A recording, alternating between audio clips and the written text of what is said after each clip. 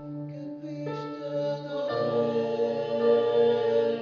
toi qui m'as offert du bien, toi qui es, que puis-je te donner, puis-je offrir t'offrir du bien. Témoignage de la sœur Hélène Coffey délivrée de l'esprit de folie et de suicide par Jésus-Christ, au moyen d'une prière en ligne du serviteur Xavier.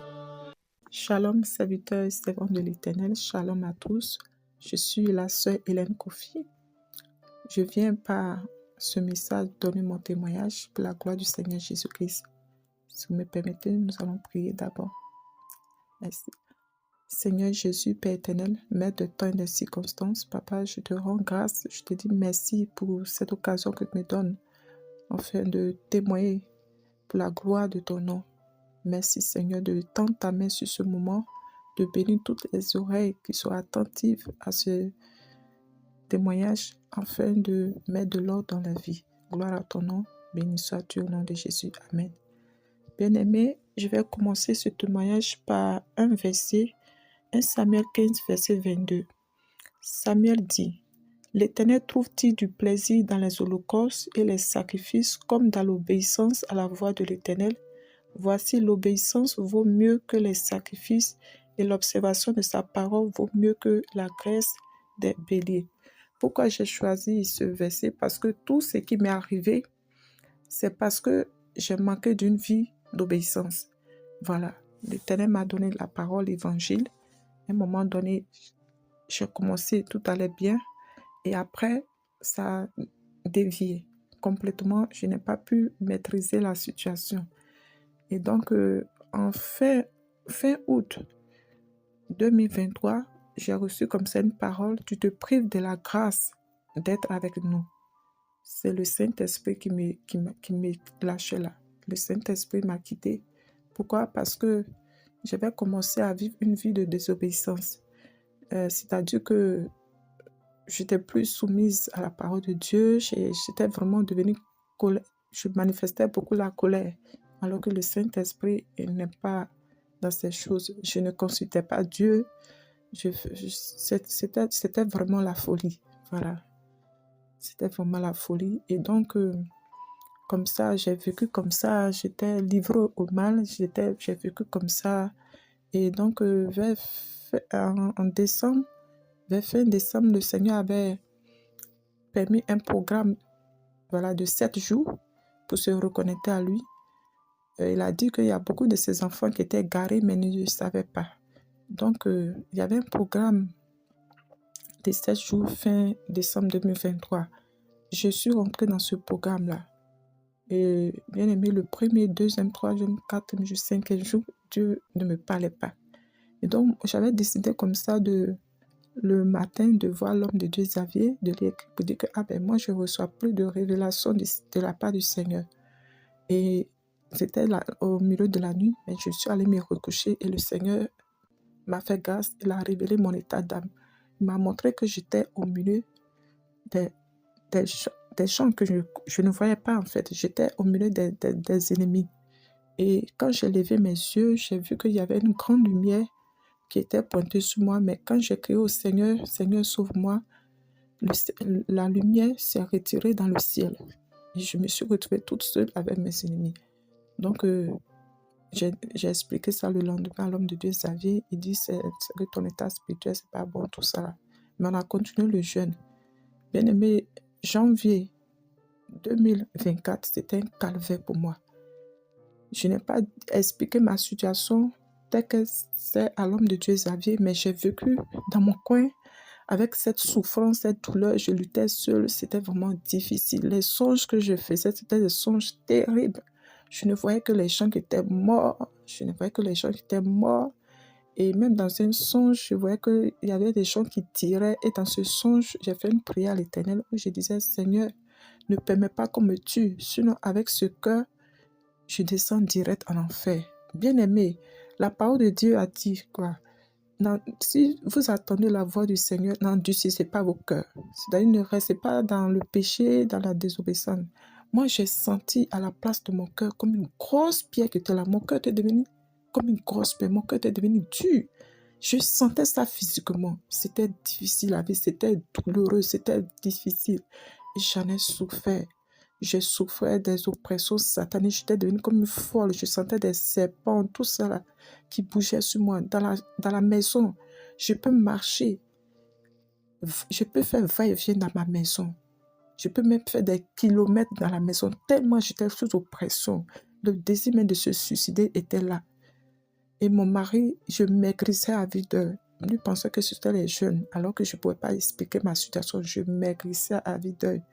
Et mon mari même, il ne sait pas quoi faire. Il ne sait pas s'il va appeler les gens de l'Asie de fou pour me prendre parce que c'était difficile aussi pour lui. Et le 28 janvier 2024, je sentais le soir, je sentais comme si on m'arrachait le cœur. C'était vraiment dur, on m'arrachait le cœur. Je pensais que ce jour-là, j'allais mourir. Tellement je sentais comme si on me prenait le cœur et qu'on l'arrachait. Ils voulaient me tuer. Mes ennemis voulaient me tuer.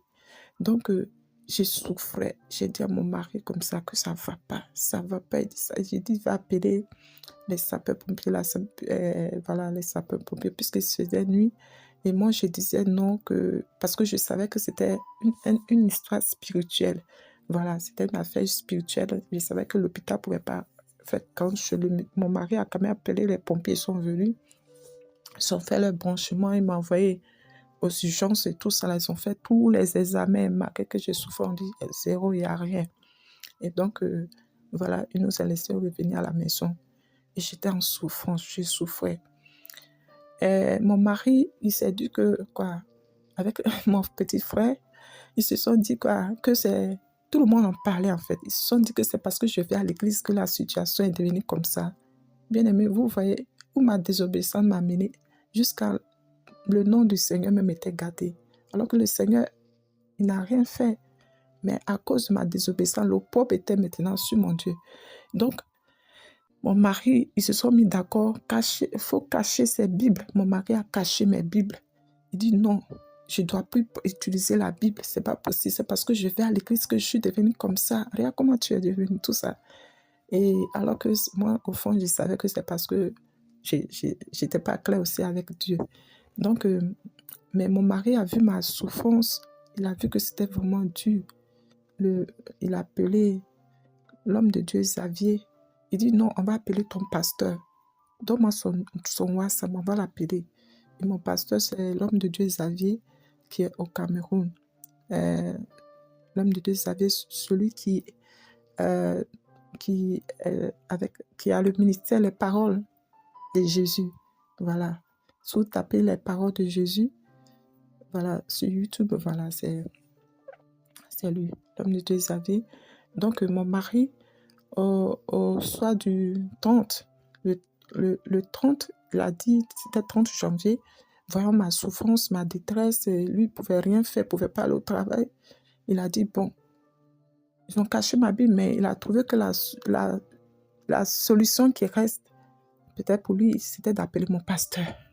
Donc, il a appelé sur WhatsApp, il dit, donne le numéro de ton pasteur. Il a appelé sur WhatsApp le serviteur Xavier. C'était vers 16h, je crois. L'homme de Dieu, Xavier, a pris, il a parlé avec mon pasteur, il dit, mais vous avez une fidèle ici qui ne se sent pas bien et tout et tout. Et l'homme de Dieu, Xavier, m'a passé. J'ai expliqué un peu, il dit, l'homme de Dieu, Xavier, je souffre. Voilà, je suis en dépression, je suicide, la vie n'a plus de sens. Et donc, le serviteur Xavier a dit, bon, je vais prier pour toi.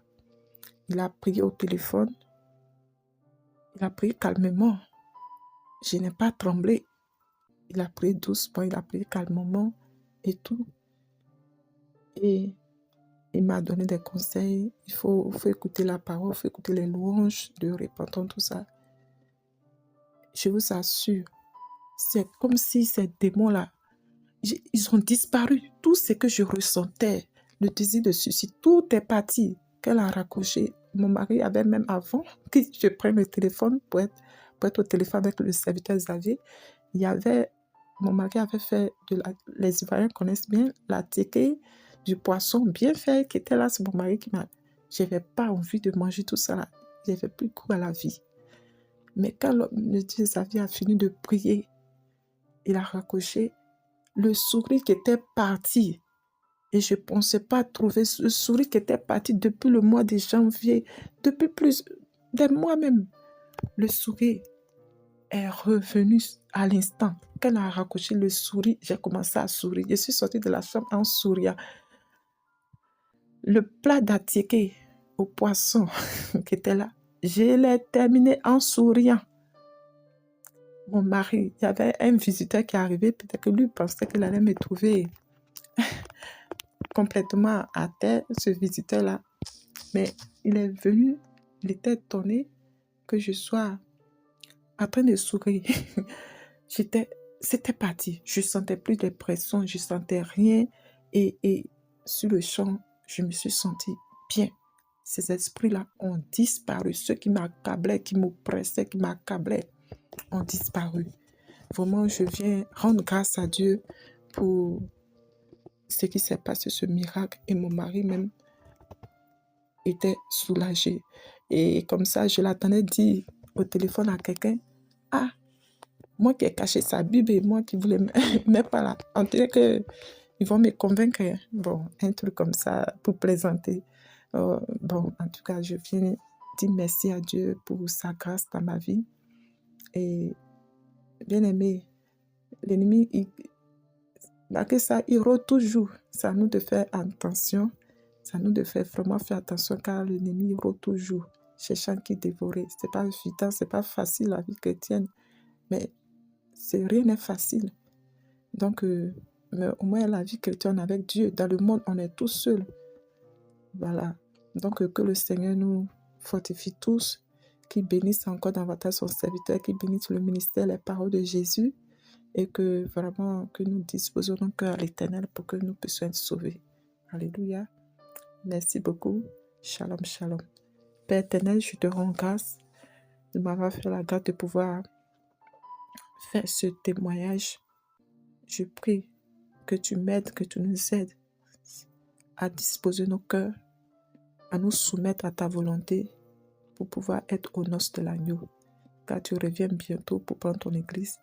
Fortifie chacun de tes enfants, que ceux qui ne te connaissent pas, qui écoutent ce message, puissent prendre conscience que le spirituel existe, que les démons existent et ils ont un seul objectif, nous empêcher de voir ta gloire. Seigneur, merci pour tous tes bienfaits. Merci, homme de Dieu Xavier. Merci les frères et sœurs qui pensent à moi dans leur prière. Merci à tous. Shalom, shalom. Gloire à Jésus. Amen.